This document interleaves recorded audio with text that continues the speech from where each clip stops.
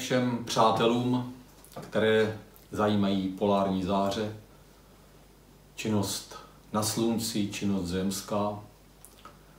A já tady zkrátka teď tvořím takové video, jež bude technickou částí k přednášce o polárních zářích 16. prosince v Brně. A technická část teďka to je proto, že to bude totiž přednáška vánoční. A chtěl bych se na ní pochopitelně vyhnout, ne úplně, ale co to půjde, tak nějak těm materiálně technickým záležitostem. A proto to tady dávám nějak dohromady s tím, že můžeme si říct, že v začátku toho videa teďka jsme viděli foto z brněnské přehrady z 5.11. od Vojtěcha Otrubí. Tedy nejedná se o nic, co by pocházelo někde ze skandinávských zemí, někde z Norska nebo z Finska, Islandu, nebo i třeba z Aljašky, nebo jiných polárních září, které jsou na jihu zase v Austrálii a podobně. Je to opravdu od nás. Většina lidí to zaznamenala, že jo, to není už dneska žádná nic překvapujícího. Ale pro někoho, nebo pro většinu to samozřejmě překvapující bylo, ta intenzita, jelikož to zde normální není. Ale jelikož se to bude pravděpodobně i opakovat, tak z toho důvodu bude ta přednáška a tady teda to technické video, které poukáže na to, jaké souvislosti takové ty hmotné s tím jsou spojené nejvíc. Takže já bych k tomu teďka dal nějaký komentář a potom už bych to nechal běžet, aby se na to každý mohl v klidu podívat, případně si to pustit opakovaně, protože některé těch informací může být mnoho. Já sleduji Slunce už 10 let, poměrně detailně, takže se v tom třeba vyznám víc a některé ty věci potom si doladíme na té přednášce. Ale následovat bude jedna z těch hlavních souvislostí materiálně technických a to je poměrně významně klesající magnetické pole Země. Potom jenom náznak, ale právě na přednášce to bude rozvedeno více, náznak toho, že ta činnost sluneční i zemská je spojená s člověkem pevně. Tak tady bude lehký takový poukaz, že je to spojené i s mozkem a nejenom s mozkem. Potom bychom se podrobně podívali na přesně to, co nejvíc souviselo s těmi polárními zářemi, jež u nás byly silné, a to je konkrétně to, co se dělo předtím na Slunci. Když si to kousek posunu, co tady mám dál, tak potom to budou takové všeobecné informace o tom, jak vlastně Slunce se projevuje ohledně třeba slunečních skvrn a také přepolování Slunce, protože to je jedna z věcí, která je další, je s tím teďka momentálně spojená, když se o tom zatím ještě tolik nemluví, ale potom vysvětlím, jak už to probíhá teďka. No, kromě těch slunečních skvrn a té běžné činnosti, protože nejsou to jenom skvrny, jsou to i různé filamenty, což jsou vlákna jako na Slunci, které se uvolňují, jsou to koronální nebo koronární díry, jak je kdo chce nazvat, a tak dál. A potom tam bude ještě jedna významná část, o které vím už mnoho let, a to je takzvané LS-SVP, což je určitá anomálie, která se tvoří jako na Zemi. Takže to bude zase z toho technického úhlu tam jako popsáno.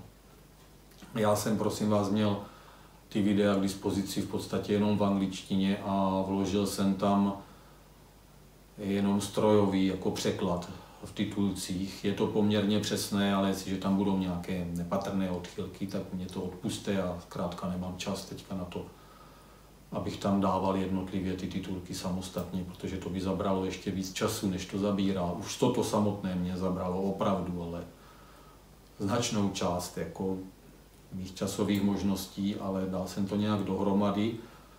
Takže si to v jakémsi souhrnu tady za chvilku pustíme, až to teda dám a nastříhám jako celé v nějaké souvislosti, aby to na sebe navazovalo. Tak ještě tady mám nějakou poznámku, jo, že pochopitelně i na té přednášce budou potom ty další i technické souvislosti uvedeny. Já teďka nechci tady rozebírat úplně vše, aby v tom zase nebyl chaos. Tady spustíme teďka jako kdyby něco úplně základního, ale budu se to snažit doplnit o to neuvedené i o to, co je tak trošku o čem se spekuluje, jestli to mohlo či nemohlo něco ovlivnit a podobně. To bychom si fakt nechali na potom, myslím, ovlivnit jako z činnosti lidské, jako technického rázu. A zkrátka při té přednášce potom se budu opravdu snažit hovořit spíš o těch skrytých, o těch duchovních souvislostech, které zatím stojí za celým tím pozadím. Ale i tady ty technické záležitosti bychom měli znát. To nechci říct jako znát každý úplně do podrobností, ale aspoň trošku tomu rozumět, aby se vědělo, o co jde, aby když člověk chce potom nějaké ty souvislosti nalézat, tak zkrátka nemůže, ani v tomto případě nesmí opomenout tu realitu, jež byla na té fyzické úrovni prozkoumána. Takže na to mrkněte, přátelé, a budu se zase někdy těšit na slyšenou a na viděnou.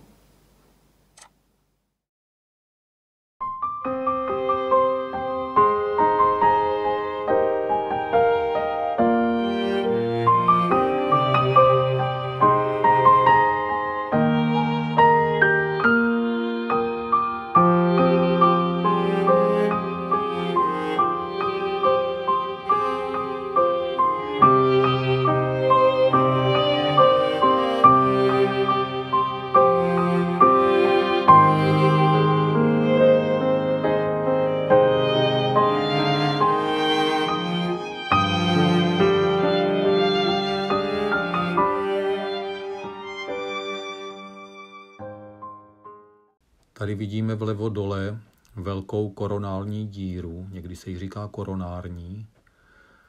A tady napravo, nahoře je erupce, která je erupcí filamentu takzvaně. Na hraně tady je taková malinká erupce také a ještě jedna menší zde pod tou koronární dírou, těsně poté.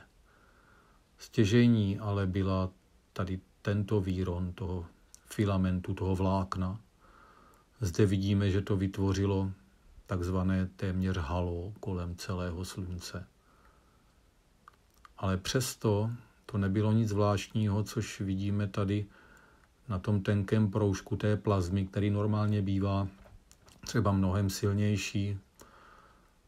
A zde se nám to celé ještě jednou opakuje. Ten proces. Every 11 years, the sun's activity undergoes dramatic changes due to magnetic field reversal. The magnetic poles flip their position, meaning the north becomes south and the south becomes north. This period of 11 years is known as a solar cycle. In one complete cycle, the sun transforms into a roaring beast, from being relatively quiet and peaceful at times.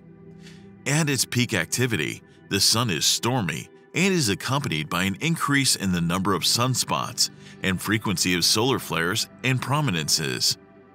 These three terms are essential to understand what really happened to the sun. Sunspots are regions with strong magnetic fields and relatively low temperatures. They can have a temperature of about 3,800 Kelvin. That's about 2,000 Kelvin cooler than the surrounding photospheric temperature. Because of that, sunspots appear darker than the brighter photospheric background. On the other hand, a solar flare represents an intense eruption of electromagnetic radiation in the sun's atmosphere. Both these features are known to blast high-energy plasma towards Earth. However, besides enhanced sunspot and solar flares, another important feature that appears during peak activity is solar prominence, is a large, bright plasma feature extending outward from the sun's surface. As the internal dynamo of the sun generates a magnetic field, the plasma in prominences twists along the magnetic field lines. Over time, the twisted magnetic field structure becomes unstable, forming an erupting prominence. As a result, we see outward bursts of plasma.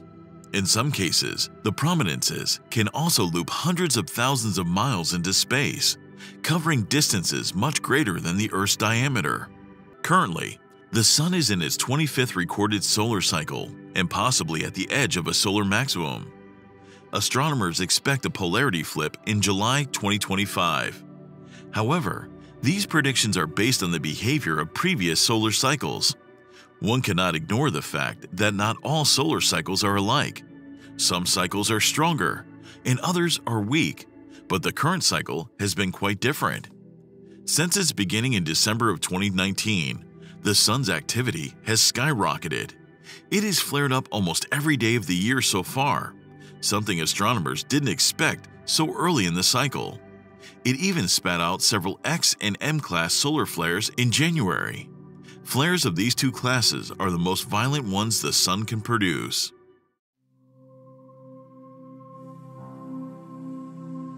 Earth's magnetic field acts as a protective shield, deflecting high-energy particles emitted by the Sun and fostering life on our planet. Without this field, Earth might resemble present-day Mars. The origin of Earth's magnetic field involves multiple mechanisms and current sources, with the geodynamo process playing a significant role. Beneath Earth's surface, thousands of kilometers deep, lies an ocean of molten iron within the outer core. As the planet rotates, the liquid iron moves, generating electrical currents that create Earth's magnetic field. This field then induces further electric currents, which produce additional magnetic fields, thereby creating a self-sustaining loop of electric currents and magnetic fields in the core. However, the magnetic field generated on Earth is not always uniform.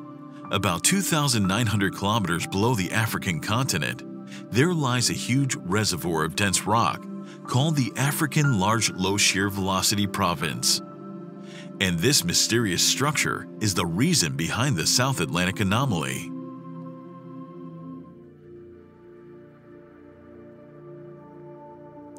Large Low Shear Velocity Provinces, or LLSVPs, are massive structures deep within the Earth's mantle, which can span thousands of kilometers. Their name stems from the fact that seismic waves, specifically shear waves, travel more slowly through these regions compared to the surrounding mantle material.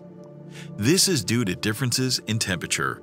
LLSVPs are found at the base of the mantle, near the boundary with the Earth's outer core. Two particularly large structures exist, one beneath Africa, known as the African LLSVP, and another beneath the Pacific Ocean, called the Pacific LLSVP. These structures are significant as they can affect the movement of material within the mantle, influencing processes such as mantle convection and plate tectonics. Eventually, these rocks can lead to a dramatic weakening effect in the field intensity. Moreover, the velocity of liquid iron in the outer core causes Earth's magnetic axis to tilt approximately 11 degrees relative to its rotational axis. Unlike the geographic poles, Earth's magnetic poles are not stationary and tend to shift over time. Scientists believe this tilt in the magnetic axis contributes to the weakening of the magnetic field, which in turn could be responsible for the South Atlantic anomaly. Another factor that may explain this region of low magnetic field involves the sun's emission of charged particles and plasma. When these solar materials encounter Earth's magnetosphere, they become trapped within the two donut-shaped belts around the planet, known as the Van Allen belts. These belts confine the particles to travel along Earth's magnetic field lines, bouncing them back and forth between the poles. The innermost belt starts about 400 miles or 645 kilometers from Earth's surface. This usually helps in keeping the charged particles at a safe distance from our planet and its orbiting satellites. Nevertheless, during particularly intense solar storms, the Van Allen belts can become highly energized, leading to the deformation of the magnetic field and allowing charged particles to infiltrate the atmosphere. According to a study, a localized field with reverse polarity may intensify within the South Atlantic anomaly region under such conditions, resulting in an extremely weakened field compared to surrounding areas. At present, there are several potential explanations for the magnetic field anomaly on Earth. However, many mysteries persist. For instance, a 2016 study discovered that the South Atlantic anomaly is gradually drifting in a northwesterly direction. Additionally, the anomaly is not only moving but also splitting in two. In 2020, satellite data from the European Space Agency revealed that the South Atlantic anomaly is dividing into two distinct cells, each representing a separate center of minimal magnetic intensity. The South Atlantic anomaly is not a recent development. Some studies suggest that it may be a recurring magnetic event that has affected Earth for approximately 11 million years. This implies that the SAA is likely not associated with the flipping of Earth's magnetic field, which occurs as frequently as every 10,000 years, or as infrequently as every 50 million years or more. Despite this, much remains to be understood about the anomaly. Given the significant and unusual changes it is currently undergoing, monitoring the SAA is of paramount importance. NASA is actively doing just that, keeping a close watch on this intriguing phenomenon.